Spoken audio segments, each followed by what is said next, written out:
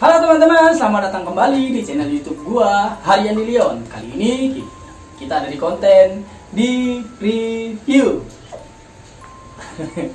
Kenapa Anda ketawa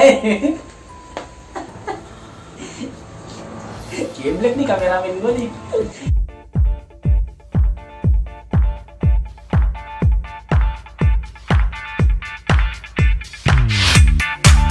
Teman-teman, kali ini di bulan Februari ini biasa kita merayakan hari Valentine. Walaupun udah lewat, tapi ini ada satu film Valentine yang sebentar lagi akan expired di Netflix, ya kan? Bagaimana kasih sayang itu akan berakhir.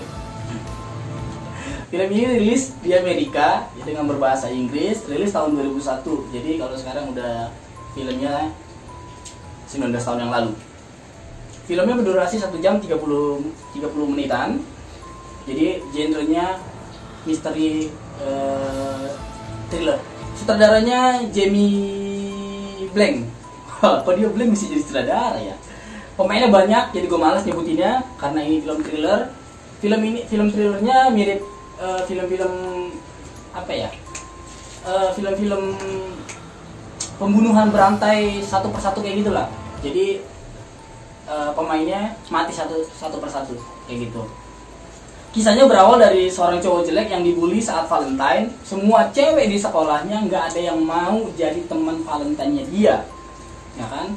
Kemudian dia dibully sampai akhirnya beberapa tahun kemudian setelah dewasa, saat wanita-wanita ini bersahabat, ya kan?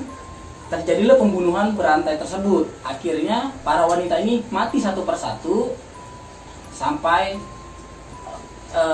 akhirnya ada yang spoiler dikit, akhirnya ada yang selamat. Nah, cuman jujur gue sampai akhir filmnya gue tuh penasaran, sampai habis gue tuh dibikin penasaran sama filmnya.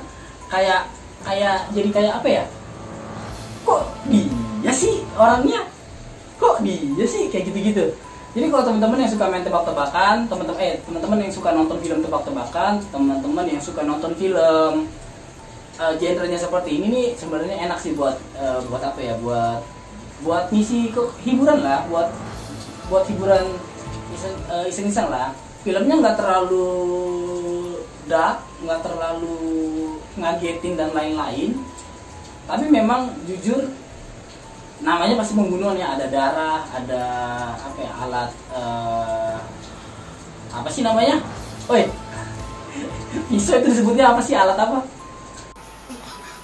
Benda tajam. Ada benda-benda tajam gitu kan untuk membunuh. Jadi ini teman-teman, film ini kan tahun 2001 ya, tapi jujur secara pengambilan gambar, secara cerita, jujur ini lebih bagus dari beberapa film di Indonesia di 2 atau 3 tahun belakangan. Dari segi artnya, kayak propertinya itu lebih siap ya. Mungkin memang budgetnya juga lebih gede sih memang, ya kan. Indonesia kan ada yang bilang karena budget bikin film di Indonesia itu minim gitu. Jadi untuk bikin sesuatu yang wah agak kurang gitu kan. Yang bisa dimaklumin. Kayak darahnya itu benar-benar kayak ya memang darah manusia gitu kan. Nah, jadi itu bagus banget untuk mendukung ceritanya gitu. Panggilan gambarnya juga bagus. Jadi kita kayak bisa ikut-ikutan nih kapan nebak si pembunuh itu muncul, atau kapan si karakter A, si karakter B ini mati kayak gitu kan. Kita kan biasa kalau nonton film thriller kayak gini kan, kayak pembunuhan berantai gini kan, satu persatu tuh kayak ngikutin, kayak misalnya si karakter A ngumpet, terus pembunuhnya lagi ngejar-ngejar dia nih. Kan kita bakal kayak kameranya kan bakal bergerak seperti bisa sebagai pembunuhnya, bisa dari POV pembunuhnya atau POV si karakter A yang lagi dikejar-kejar gitu kan. Jadi dia bisa bisa kayak bergerak, kayak kita bilang wah di sini nih, wah bakal keluar nih pembunuhnya. Ternyata enggak kayak gitu. Jadi dia bisa kayak mainin pikiran kita gitu. Jadi menurut gua bagus sih. Nah, di tahun 2001 film ini pernah masuk box office. Jadi yang gua baca di Google, modal film ini $10 juta dan dapat penghasilan di sekitar 36,7 juta dolar. Nah, jadi memang filmnya di tahun 2000-an awal ini termasuk film yang bagus. Tapi di atas film 2001-an memang udah mulai banyak tuh genre-genre film kayak gini. Sebenarnya Film ini juga dapat rating jelek dari kritikus karena filmnya termasuk mirip-mirip dengan film di 80-an. Jujur kan memang banyak ya film-film yang sejenis kayak gini ya, membunuh satu persatu kayak gitu kan. Terus akhir endingnya kita bingung siapa yang membunuh gitu kan banyak ya. Tapi di awal 2000-an dia dapat box office nih, penghasilannya lumayan banyak di 36 juta dolar. Sebenarnya film ini tuh dapat nilai jelek dari banyak kritikus, itu sekitar 5/10 kalau nggak salah. Jadi lumayan jelek, tapi anehnya memang dia bisa dapat box office gitu. Tapi kalau pribadi dari gua nilainya 7/10. Oke?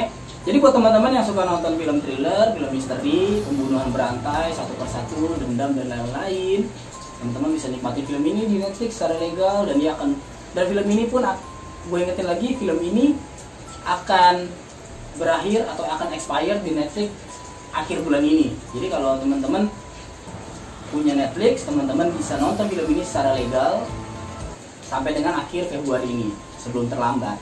Terima kasih buat teman-teman semua yang udah nonton review gue dari awal sampai akhir. Semoga review ini bisa jadi rekomendasi buat kalian sebelum nonton film-film yang ada di Netflix. Terima kasih semuanya. Bye.